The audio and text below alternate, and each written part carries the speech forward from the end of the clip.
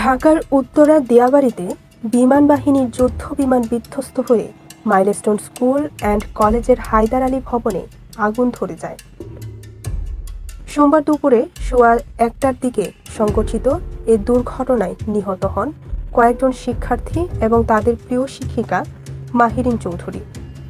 প্রত্যক্ষদর্শীরা জানান, আগুন লাগার পর মাহিরিন শিক্ষার্থীদের আগে বের করে দেওয়ার চেষ্টা করেন।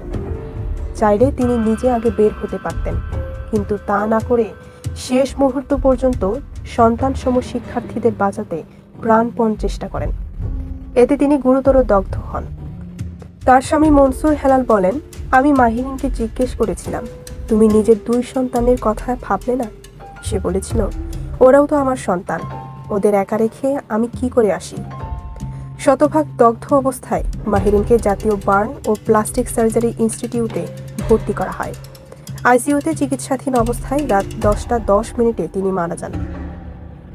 মঙ্গলবার বিকেল 3টা 25 মিনিটে তার মরদেহ নেওয়া হয় নীলফামারীর জলঢাকা উপজেলার বগুলাগাড়ি গ্রামে।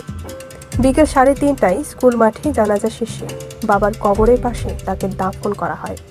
এলাকাবাসীর ঢল নামে তাকে এক নজর দেখার জন্য। মাহিরিন ছিলেন বগুলাগাড়ি স্কুল অ্যান্ড কলেজের সভাপতি ও সাবেক রাষ্ট্রপতি জিয়াউর রহমানের ভাতিজি। উপজেলার নির্বাহী কর্মকর্তা জানান, তিনি ছিলেন একজন আলোকিত মানুষ এবং শিক্ষা বিস্তারে নিরলস কাজ করে গেছেন। ডেস্ক রিপোর্ট, খবরের দেশ।